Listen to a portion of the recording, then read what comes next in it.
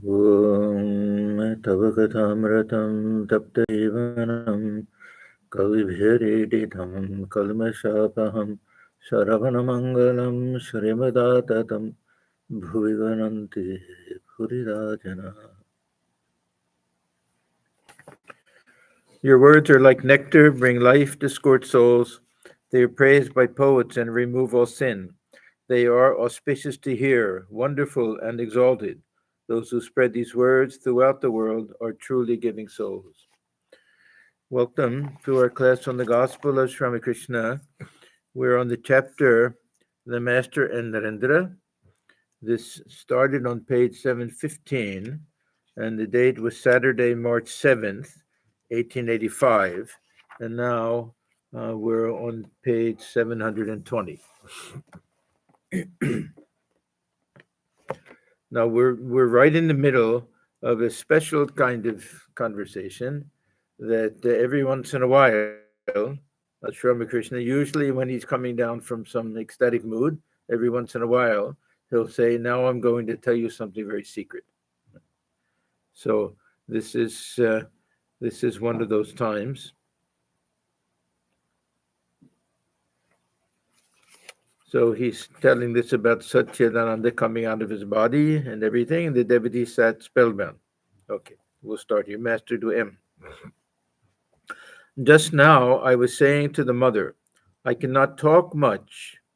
I also said to her, may people's inner consciousness be awakened by only one touch.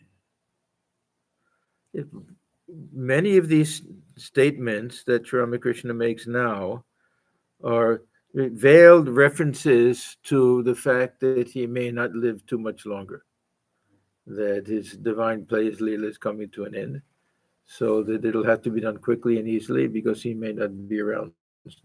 So this is my feeling when he says something of that with just with a touch. You see, such is the power of Yoga Maya that she can cast a spell. She did so at Vrindavan. That is why Subal was able to unite Sri Krishna and Radhika. Yoga Maya, the primal power, has a power of attraction. I applied that power myself. This term, Yoga Maya, I don't think is a technical term. I don't think is a highly philosophical thing. Sri Ramakrishna uses it. The one time that we know of is when at Radhu, uh, when Radhu is crawling on the ground helpless, and the Holy Mother feels this tremendous sense of responsibility and attachment, and she's wondering why. And then she hears some revelation that Thakur is saying, "This is your Yoga Maya." So some power of the Divine Mother, we can say, that uh, can attract us and bind us to the world also, and free us also. But that Shakti, somehow, Thakur is using this term Yogamaya.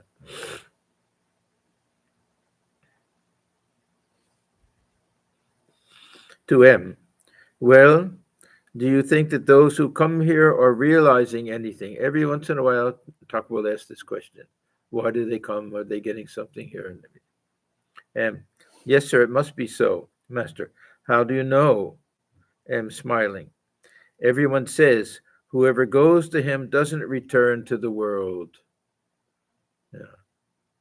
So it means they don't return unchanged. Many of them, of course, will end up being sadhus. Not everybody, but still, they'll never go back to the same type of worldly life that they might have had before. There'll be some definite transformation that takes place. Master smiling. A bullfrog was caught by a water snake. The snake could neither swallow the frog nor let it go. As a result, the frog suffered very much. He croaked continuously, and the snake suffered too. But if the frog had been seized by a cobra, he would have been quiet after one or two croaks. All that. Thakur gives this illustration to explain the difference between an ordinary guru and the Sadguru, one of these very special souls, and also we can say ordinary seeker as well. But yeah, Thakur is like this is cobra. That the venom of Thakur is strong enough that one single bite, that means one single touch, that he can kill that Maya with. To the young devotees, read the Bhakti Chaitanya Chandrika by Trilokya. So this, I don't fully understand this, the Brahmo Samaj, that how there's slowly, after meeting Ramakrishna, slowly sliding into more traditional Hindu types of things. Why will he write about Chaitanya Deva? They didn't care for this Radha Krishna Leela and everything like that. But we see he's writing all these songs about Divine Mother and everything, and he wrote something about Chaitanya Deva. Ask Trailokya for a copy. He has written well about Chaitanya Deva, a devotee. Will he give it to us? Master, smiling. Why not? If a farmer has a good crop of melons, he can easily give away 2 or 3. So that means if he has a good sale of his books, he doesn't mind. Won't Trailokya give you the book free? To Paltu. Come here now and then. Paltu, I shall come whenever I can. Another one of these young boys, they don't have that freedom to come whenever they want, and all of them had problems with their parents. That there was an objection for this very reason, that Thakur will sting them, that they'll inject its venom in them. They won't want to lead a worldly life. They won't want to get married. They won't want to pursue their studies. They'll want to renounce the world. That was a big fear. Even not just Ramakrishna, it was a fear in general, with some fear of sadhus. Not that they'll kidnap the young boys, but somehow attract them and don't want them to go away with them. So always a little bit of he earned that name. And M also, yeah, Cheledhora, M also as the accomplice for Sri Ramakrishna. That he was the one who would bring them to him. So he also had that, yeah, kidnapping. Paltu, I shall come whenever I can, Master. Will you see me in Calcutta when I go there? Paltu, yes, I shall try. Master, that's the answer of a calculating mind. They either say yes or no, but they couldn't. And we find Narendra also giving that type of answer, many of them, knowing full well that they could promise to come and they might end up not being able to come. So it's a very sensible type of answer. But Thakur wants him to, yes, no matter what, I'll come. Master, that's the answer of a calculating mind. Paltu. If I don't say I shall try, I may be a liar. So, Master Duem, I don't mind the lies of these boys. He was just playing with them, of course. They are not free. To Haripada. Why hasn't Mahendra Mukherjee come here lately? Haripada. I'm not quite sure why. I'm smiling. He is practicing jnana yoga. This Mahendra, this is Priyanath and Mahendra, the two brothers who have the factory. Yeah, he was very attached. Thakur was very fond of him, and he came very often. And Thakur would go to their place sometimes also. Master, no, it's not that. The other day, he promised to send me in his carriage to the theater to see a play about the life of Prahlada, but he didn't send the carriage. Perhaps that is why he doesn't come. That means he feels shy, a little embarrassed for some reason that he didn't do it. M. One day, I saw Mahima Chakravarti and had a talk with him. It seems that Mahendra visits him. This Mahimacharan, is the epitome of the dry jnani, with just theoretical knowledge, and very proud of his learning. His huge library full of books. That one time Swamiji Narendra, that He went there, and out of curiosity, he took all the books. In India, uh, very often the books become uncut. That means that in order to read, flip the pages, it'd be like one folded page. Here, they'll cut everything ahead of time, but you have to cut it in order to turn the page and read it. He said he found most of the books with the pages uncut. They were just there for show, and he hadn't read them.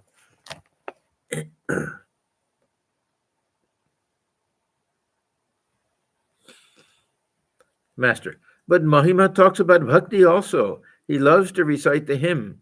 What need is there of penance if God is worshipped with love? M, smiling. He says that because you make him say it. Yeah, other times he really looks down upon this path of devotion. Girish Chandra Ghosh was always talking to the devotees about the master. Yeah, now we've had so many references here. Thakur asking different people, do you go to see him? Does Narendra go? Do people follow? Do they accept what he says, that he's an incarnation? All of these things. So Thakur knows that Girish has a role to play. Because he had burning faith, number one, and number two, he became completely transformed. So he was a wonderful example of this power of Ramakrishna to transform people. On the other hand, he led a very loose type of life when he was younger, and Thakur had this slight nervousness with Narendra going there, that some negative things would come up also.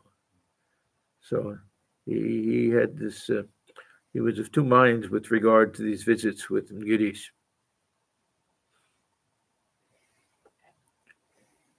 Haripada. Girish Ghosh sees many visions nowadays.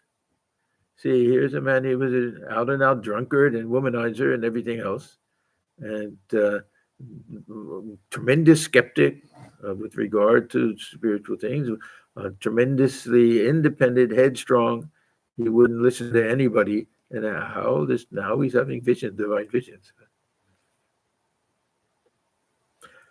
Girish Ghosh sees many visions nowadays. This is Haripada speaking. After going home from here, he remained absorbed in spiritual moods. He remains absorbed in spiritual moods and sees many things. Master, that may be true. Coming to the Ganges, one sees many things, boats, ships, and whatnot. So after going to Sri Ramakrishna, that is natural that all different other spiritual visions and experiences and things can come. Harivada.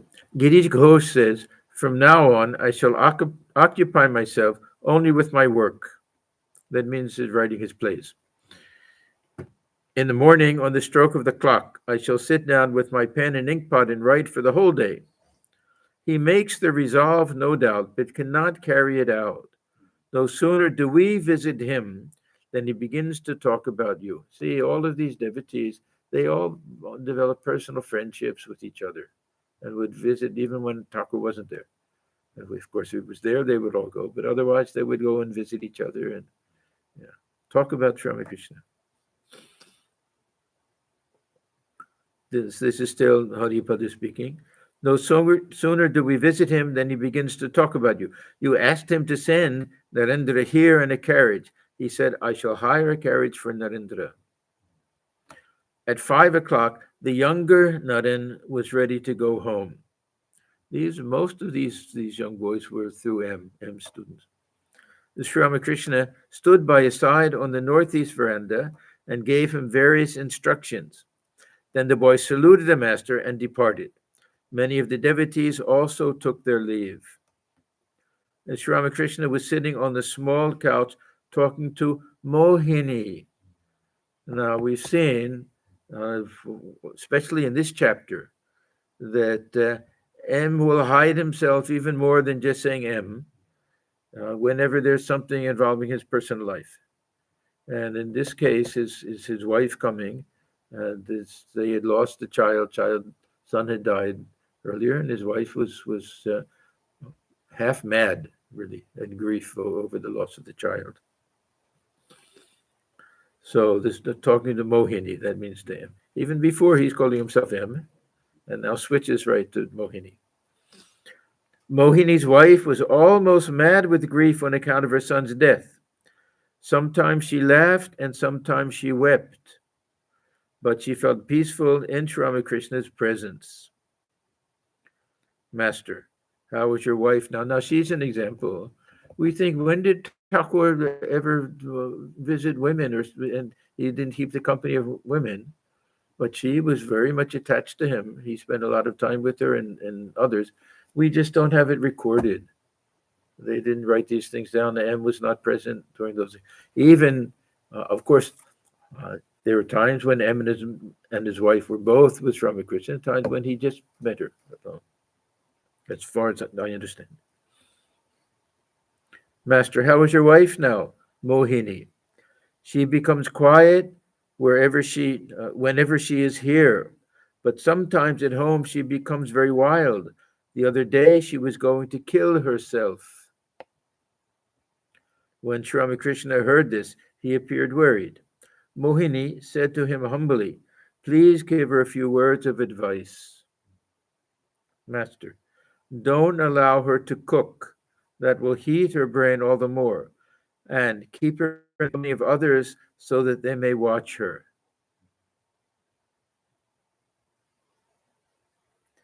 It was dusk. Preparations were going on in the temples for the evening worship. The lamp was lighted in the master's room, and incense was burnt. Seated on the small couch, Sri Ramakrishna saluted the Divine Mother and chanted her name in a tender voice. There was nobody in the room except M, who was sitting on the floor. Now he's M. Before he was Mohini. Yes, if there's nothing special, he goes back to M. As Sri Ramakrishna rose from the couch, M also stood up. The master asked him to shut the west and north doors of the room. M obeyed and stood by Sri Ramakrishna on the porch.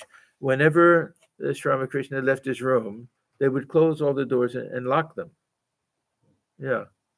I don't know exactly. Probably there were things that he felt responsible if anything was stolen.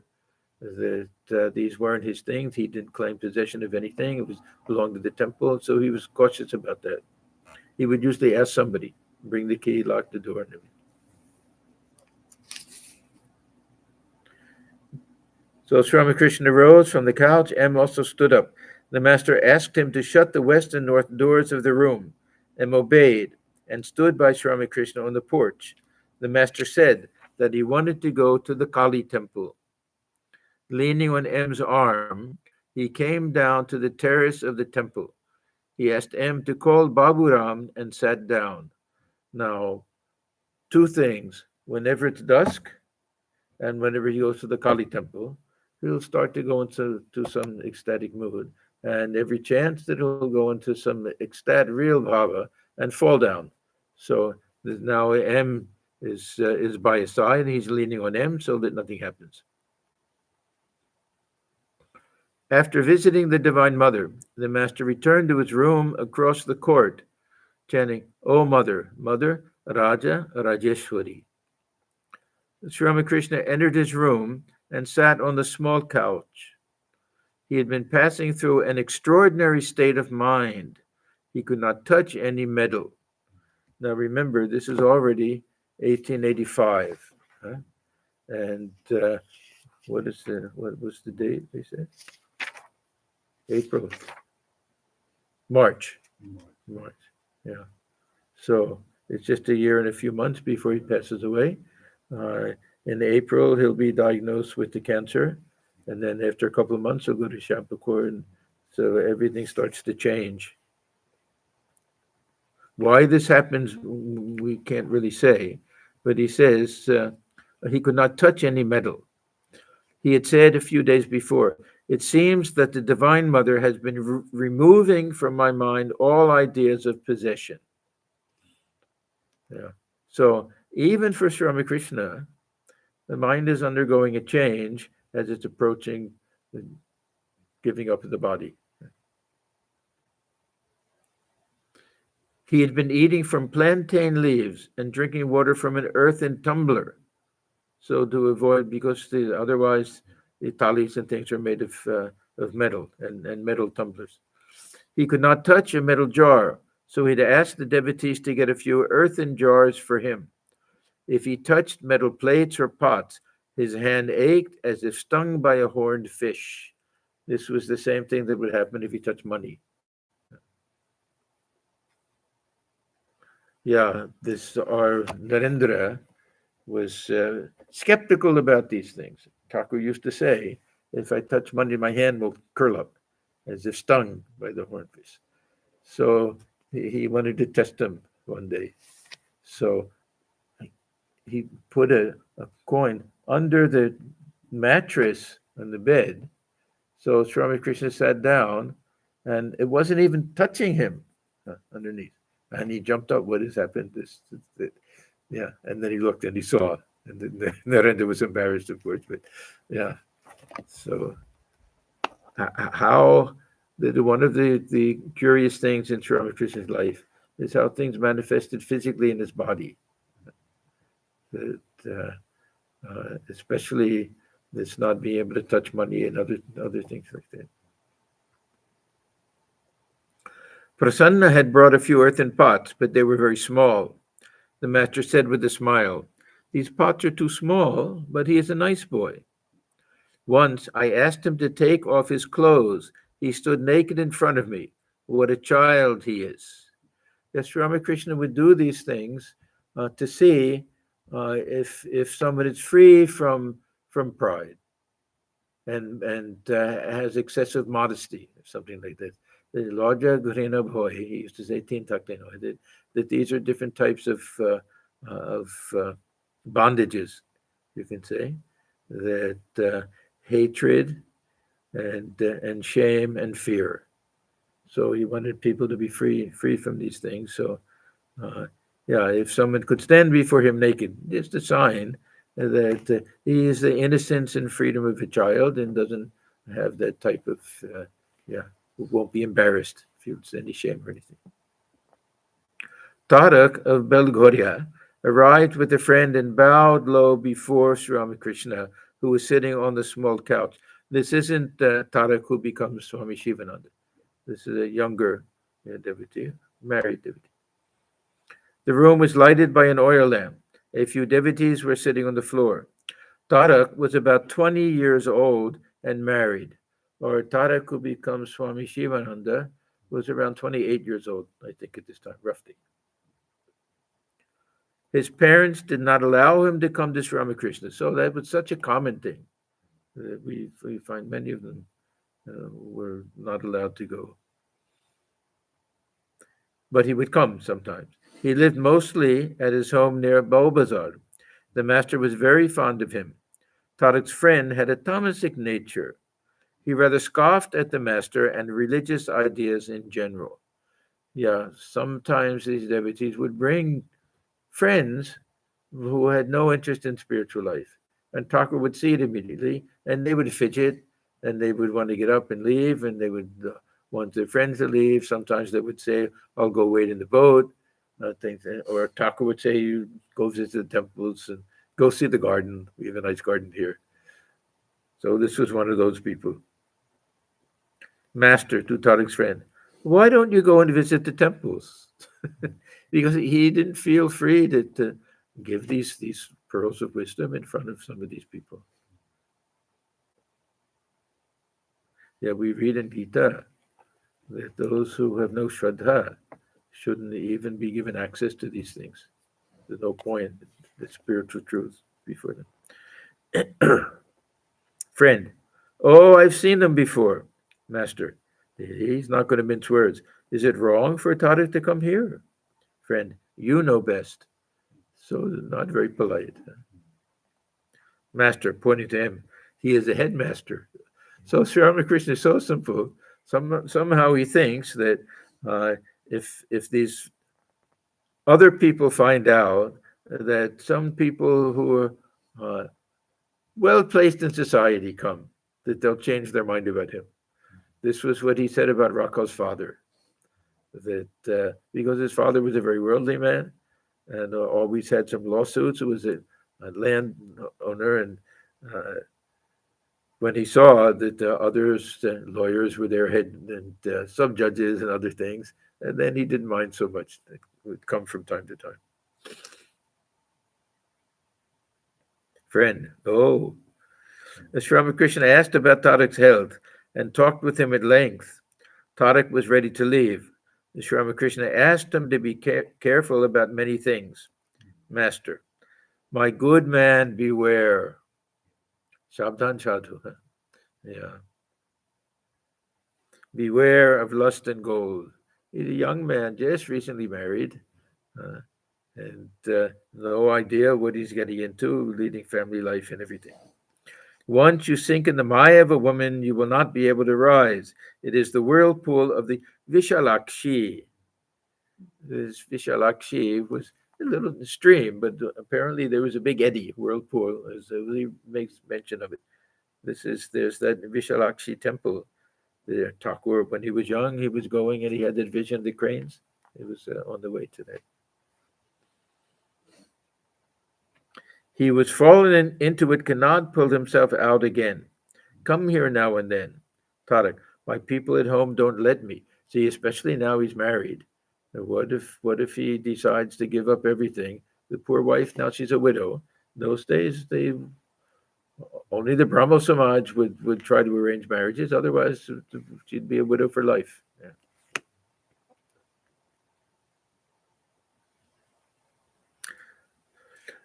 So Thakur says, come here now and then. Tarak, my people at home don't let me. A devotee. Suppose someone's mother says to him, don't go to Dakshineshwar. Now, very often when it says a devotee, it means M again. Because we know everybody who's in the room. He knows everybody who's in the room. He could have given the name of these people.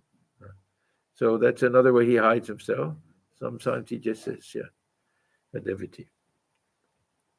Because he also suffered from this problem that his father, his elder brother, stepmother, that they also didn't like the fact that he went. Yeah. And his wife, at one point, she also, because she didn't want to be alone, that we read that earlier. What do you do if the wife says, yeah, you're neglecting me, I'll kill myself? Yeah. So he had it from all sides a little bit.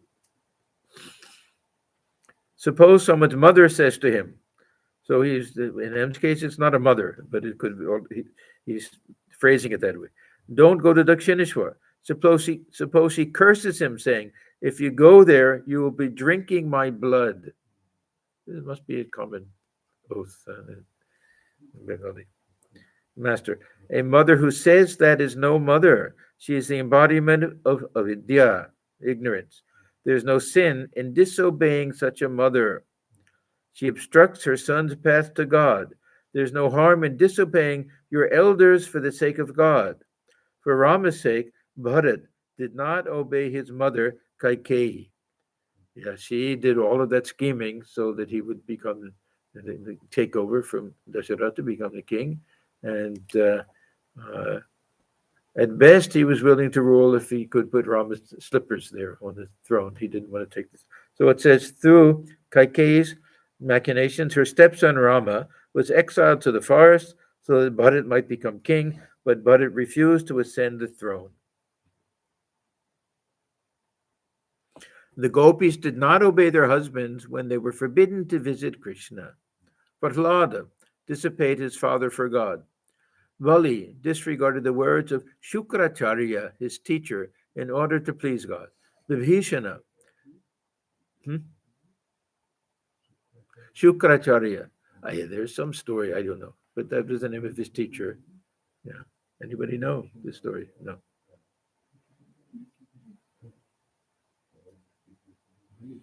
Yeah, Shukracharya, his teacher, in order to please God. Vibhishana went against the wishes of Ravana, his elder brother, to please Rama. But you must obey your elders in all other things. So it's just with regard to spiritual things. Otherwise, he wants these boys to respect their parents. Let me see your hand. Now, another way that Thakur could judge the spirituality, the purity, and the simplicity and guilelessness. By somehow he would feel the weight of the head. Sri Ramakrishna took Tarak's hand into his own and seemed to feel its weight. A few moments later, he said, "There is a little crookedness in your mind, but that will go. Pray to God a little and come here now and then. Yes, that twist will go. Is it you that have hired the house at Beaubazar?" Tarak. "Not I, sir, but my parents." Yeah, in those days, getting married, it meant that the wife moved in with you and you continued to live with your father's house, parents' house. Master, smiling. "They or you? Is it because you were afraid of the tiger?" Meaning the young wife. Tarak had a young wife. Did the master mean that a woman is like a tiger to a man? Now, we know Sri Ramakrishna's feeling that there's some who are the embodiment of Vidya Maya also, that will be great aid to the husband in spiritual life. And also the husband has to be an aid to the wife in spiritual life. But it was this avidya, the husband or wife, that tries to drag the spouse down to the world that Thakur was talking about. Tarak saluted Sri Ramakrishna and took his leave. The master lay down on the small couch. He seemed worried about Tarak. Suddenly he said to M, "Why do I worry so much about these young boys?" Yeah, at the age of 20, of course, my father was also married at the age of 20, but at that age, to have a wife, and that means you have to have a job and support them and everything. Yeah. Some of these others are just starting college and everything, and he's already married.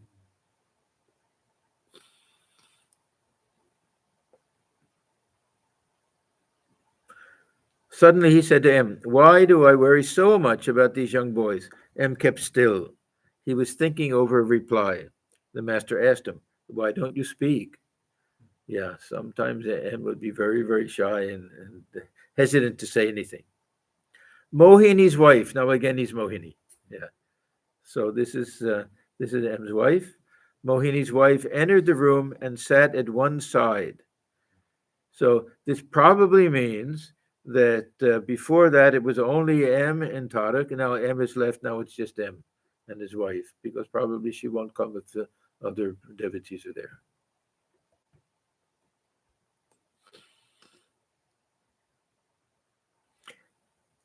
Mohini's wife entered the room and sat at one side. Sri Ramakrishna spoke to M about Tarak's friend. Master, why did Tarak bring that fellow with him? M, perhaps he wanted a companion for the road. It is a long way from Calcutta, so he brought a friend with him. The master suddenly addressed Mohini's wife. See, M had asked him, "Please say a few words to my wife." So now he's doing it. Generally, he would send her to Holy Mother. Holy Mother, I mentioned last time, was very gracious towards this. What was her name? Nikunja Devi. Huh? The master suddenly addressed Mohini's wife and said, "By unnatural death." Generally, that means suicide. Yeah, could be some accidental thing, but generally suicide. By unnatural death, one becomes an evil spirit. Beware. Make it clear to your mind. Is this what you have come to after hearing and seeing so much? That means having the company of him. Now, this the idea. I don't fully understand it because we have this idea of prarabdha karma. Somehow, suicide seems to uh, uh, try to bypass that. That if one is supposed to lead a certain number of years, and one takes one's life before, then it's upset the whole apple cart. There's no body waiting for him to enter into, or something like that.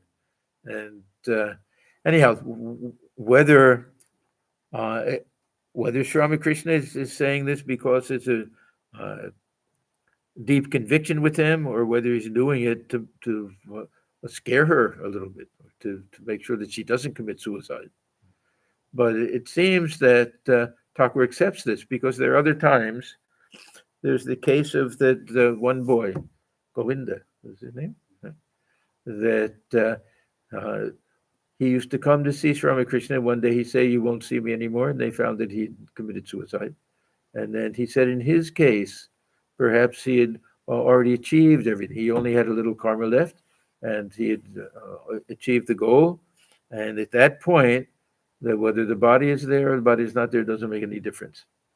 So that's not an ordinary type of suicide, you could say. There's some things that are allowed. This fasting, if towards the end of life one is ready to give up the body, and they do it by fasting, somehow that's permitted. But there's always this very strong uh, uh,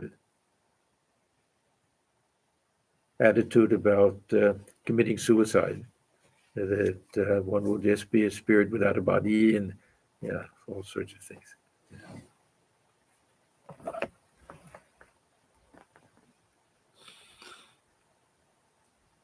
Mohini was about to take his leave. He saluted Sri Ramakrishna. His wife also saluted the master, who stood near the north door of the room. Mohini's wife spoke to him in a whisper. Master, do you want to stay here? So we don't know what she said, but M can hear him. Do you want to stay here? Mohini's wife. Yes, I want to spend a few days with the Holy Mother in the Nahabat. May I?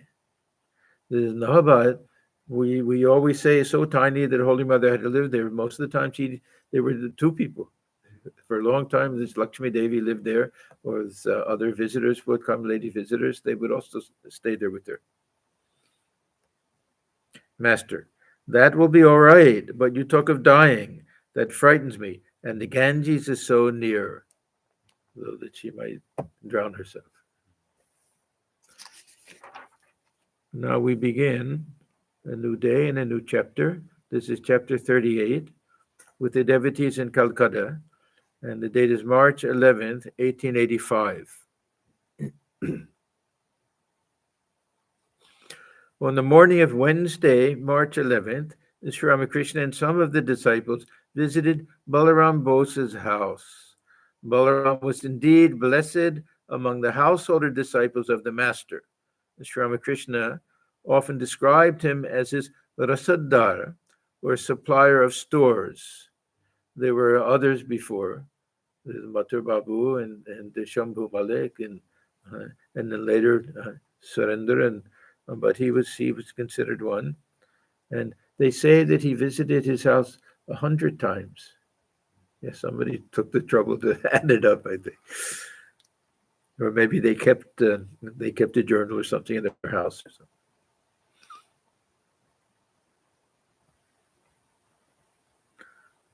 So Sri Ramakrishna often described him as a rasadar, or supplier of stores, appointed by the Divine Mother to take care of his physical needs. Balaram's house in Calcutta had been sanctified, bless you, many times by the Master's presence. There he frequently lost himself in samadhi, dancing, singing, or talking about God. Yeah, now it's one of the wonderful centers of the order for many, many, many years. Uh, the large, long rectangular hall where Thakur used to stay is now where the shrine is. You can go and sit there, and a tremendous atmosphere is there. That many of the direct disciples stayed there.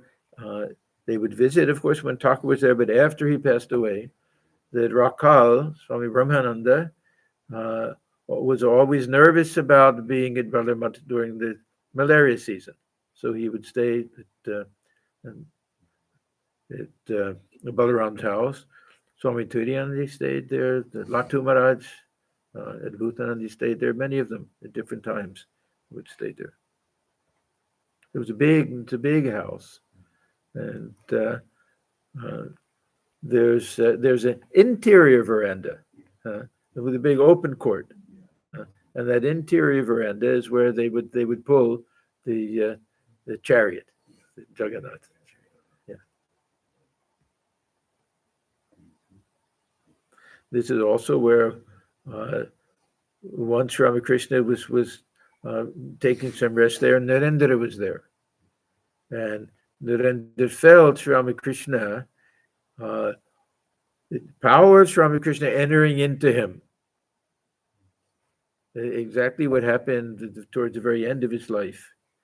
Uh, that when he's in Kashipur, that Sri Ramakrishna, he goes into samadhi, that Narendra's there, he puts his hand on his, he also goes into samadhi, and afterwards uh, he says, now I've given everything to you, transferred everything to you. So it seems that he also tried to do it at that time, and Narendra wasn't ready. What are you doing, sir? He said something, and he said, okay, not now. So many, many wonderful things took place. We call it now Balaram Mandir, in Balaram's house.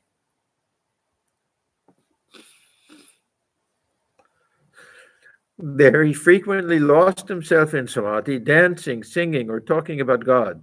Those of the master's disciples and devotees who could not go to Dakshineshwar visited him there and received his instructions. Dakshineshwar was really almost like a little village outside of Calcutta in those days. And transportation there, unless you had a carriage to get there, it wasn't easy to get there. He often asked Balaram to invite young disciples such as Rakal, Bhavanath, and Narendra to his house, saying, these pure souls are the veritable manifestations of God. To feed them is to feed God himself. They are born with special divine attributes. By serving them, you will be serving God. Very often he would tell M especially, even this younger Naren and Purna and everything to feed them. And he would tell them, you go to M and bow down to him and show respect. And so it happened that whenever the master was at Balaram's house, the devotees would gather there. It was the master's chief vineyard in Calcutta. It was here that the devotees came to know each other intimately. So Thakur, he wanted that. He wanted the devotees to have that closeness with each other. And there were other houses, of course. Ram's house, he went many times. Uh, Ishan's house, Adhar's house, Surendra's house, other householder devotees, and many of the Brahmos. They would have their festivals and things. He would go there, and devotees would come there.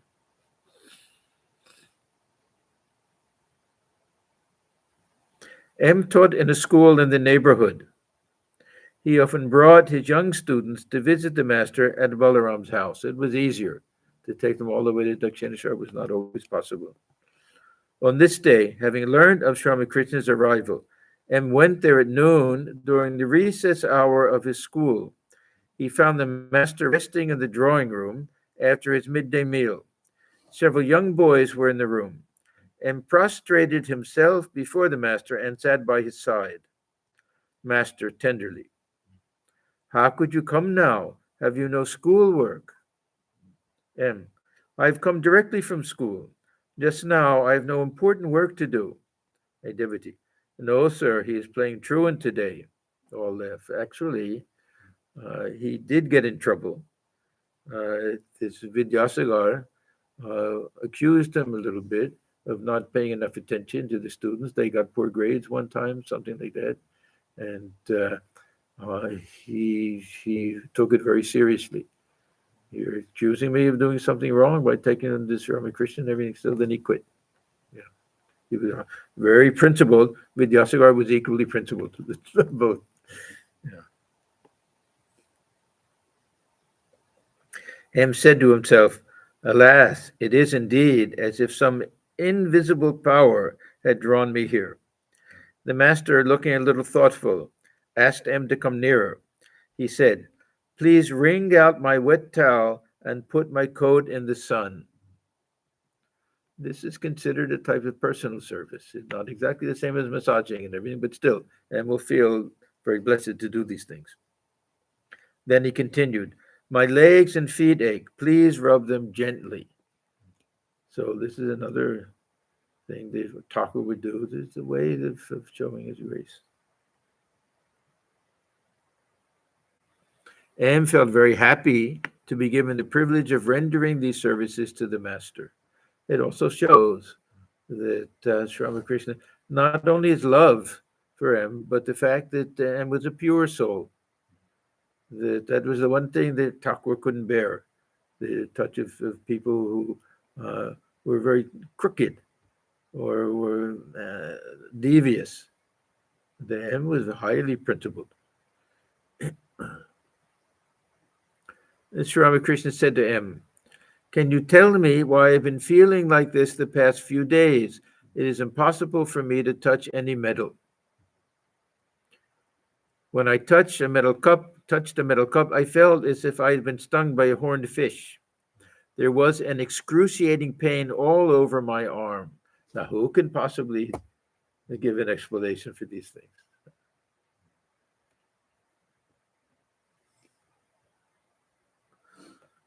But I must use a brass water jar, so I tried to carry it after covering it with my towel.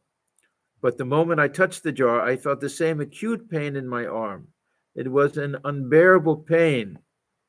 Is it some type of mental association with metal, with gold and money and things like that? Very hard to say.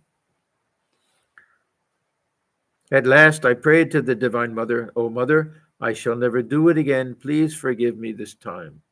So we find later, Sri Ramakrishna will ask M to buy, they have these stone bowls, this carved out stone, but to get one of them for him.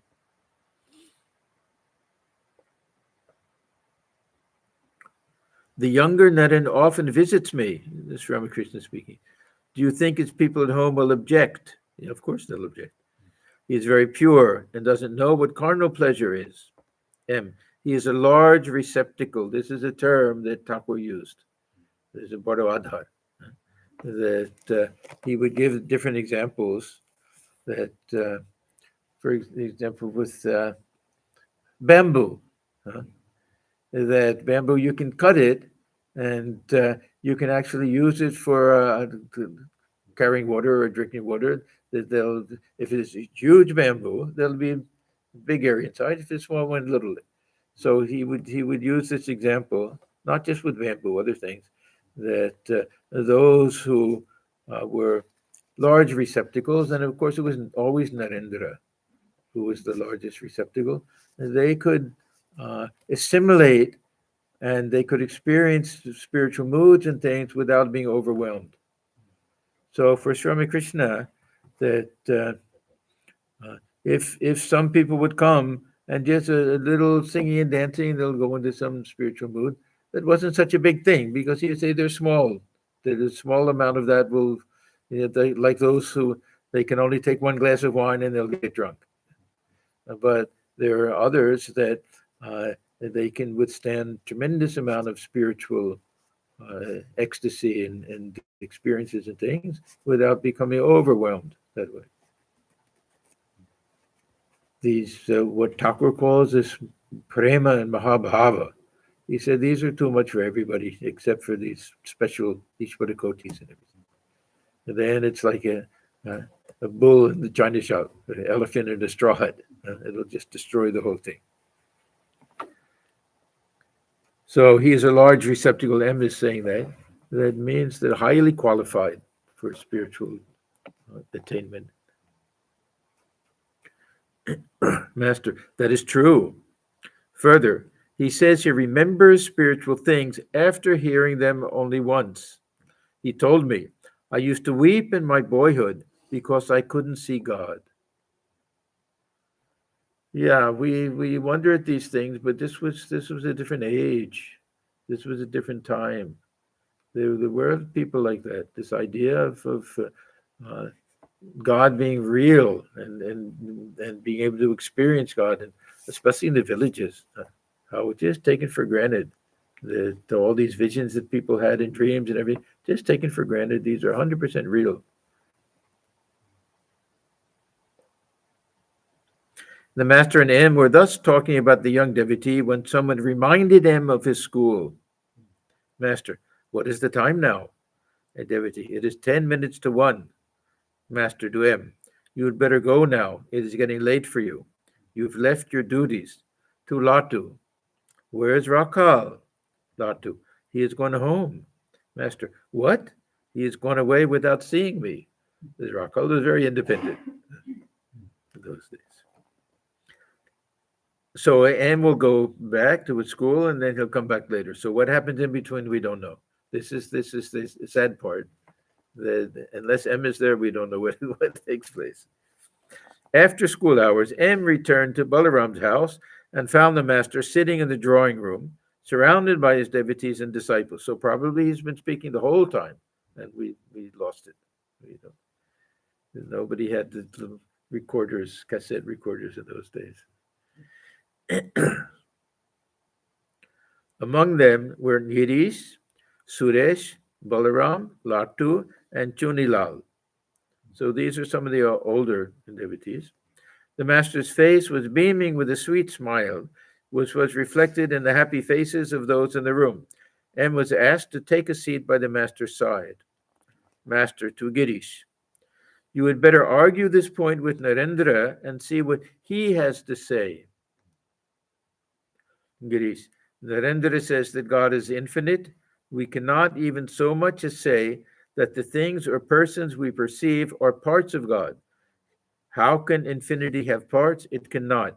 Now, these are some of the philosophical convictions that remained with Narendra, and they're perfectly consistent with the Vedantic teaching. Now, what Thakur is going to say is not going to contradict this, but it's going to look at it from the different point of view of Shakti. Yeah. So he used to say, yes, it's true.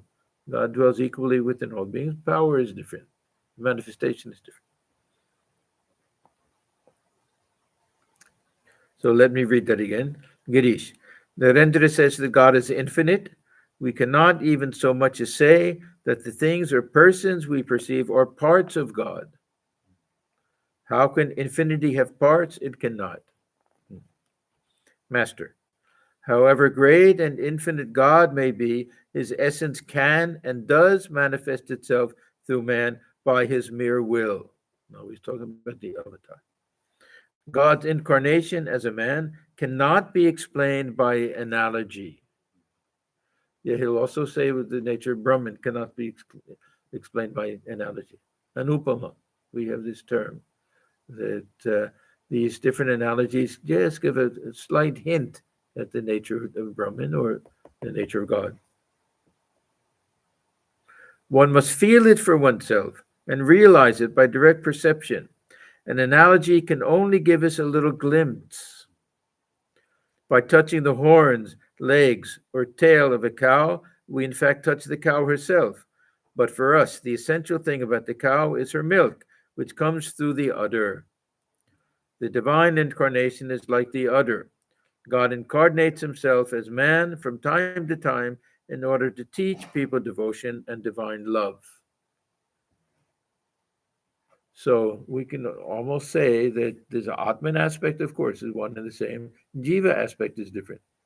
The upadhis, the nature of the mind, even the body to a certain extent, mostly the nature of the mind. And even among God-realized souls, there are some that they'll live a life, maybe have one or two disciples or something, and that'll be it. And there'll be others that can have many disciples. They're started a little bit, and there'll be others that will change the world. So the difference in the spiritual power somehow.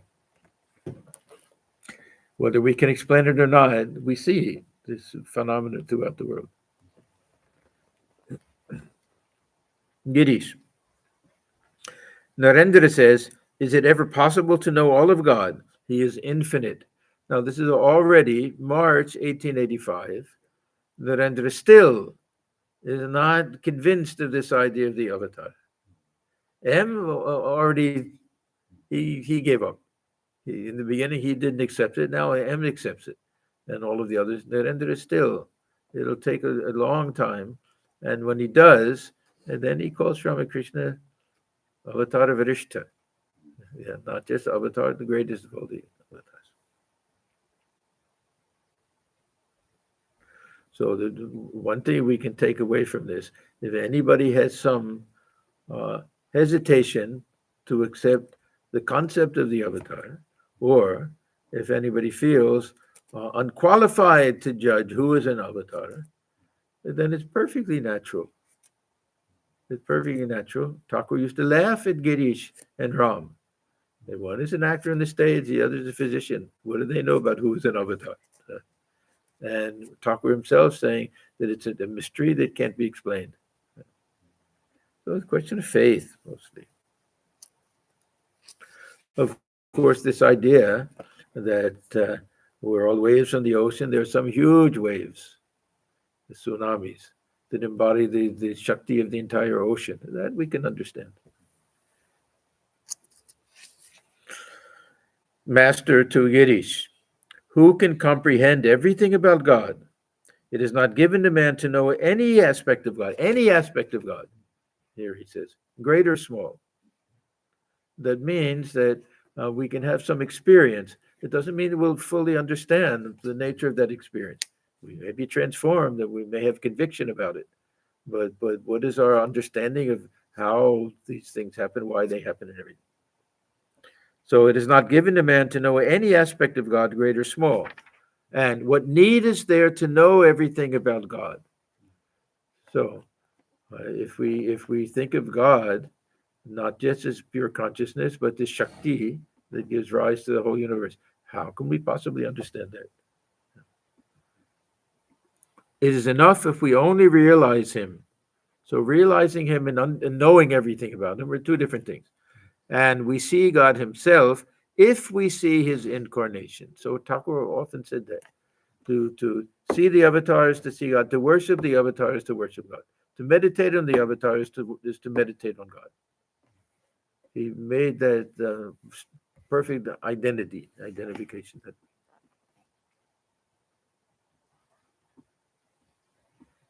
And we see God Himself if we but see His incarnation.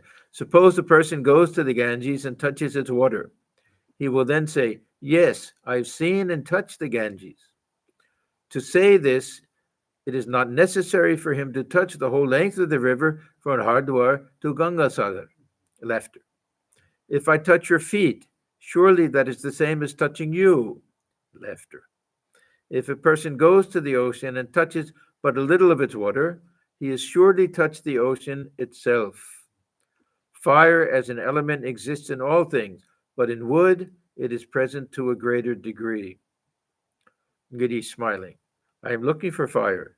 Naturally, I want to go to the place where I can get it.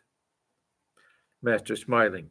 Yes, fire as an element is present more in wood than in any other object. Now, whether this is scientifically true or not, but this was a belief that the fire is present in the wood. It has to be brought out somehow by lighting it or through friction. Otherwise, how can fire come out of wood just by rubbing it together if it's not already there? That was the thinking at that time.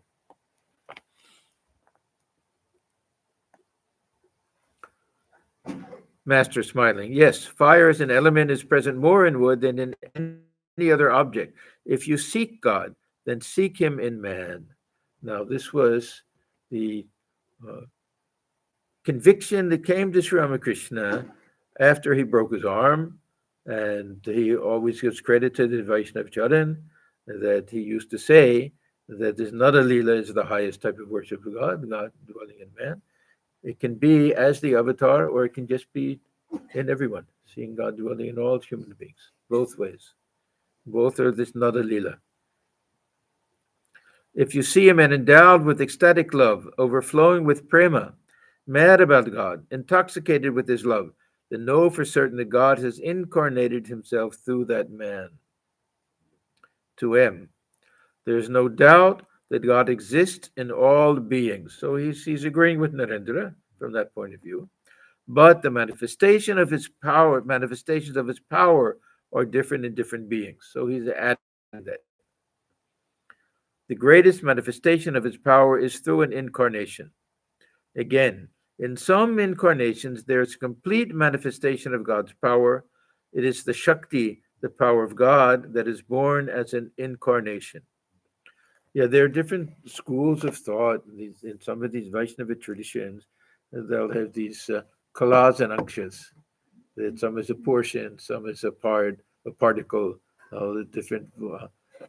That's why Sri Ramakrishna asked M one time, how many honors of God do you see in me? Yeah, as if there can be gradations and everything.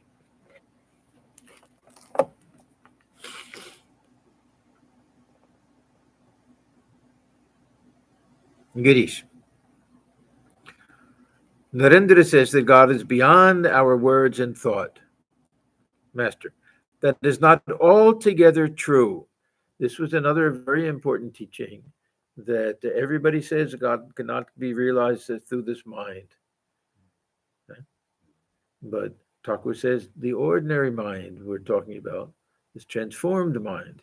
Otherwise, how do we have any experience if not through the mind? So that is not altogether true. He is no doubt unknowable by this ordinary mind, but he can indeed be known by the pure mind. So this pure mind is also the mind that rises to a higher level. If we like this Kundalini idea, the mind that rises to a different level where even this world is not visible anymore. The mind and intellect become pure the moment they are freed from attachment to lust and gold. The pure mind and pure intellect are one and the same. Yeah, Thakur used to say pure mind and pure intellect and pure self, Atman, Shuddha Atman, all one and the same.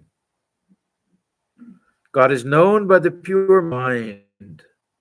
Didn't the sages and seers of olden times see God? They realized the all-pervading consciousness by means of their inner consciousness. Ganesh with a smile. I defeated Narendra in the argument. Master, oh no. He said to me, when Girish Ghosh has so much faith in God's incarnation as man, what can I say to him? It is not proper to meddle with such faith. So as much as Narendra loved to argue, and as much as he took pride in his intellect, he had that respect and that reverence also. Okay, so we'll stop here. We're towards the bottom of page 726.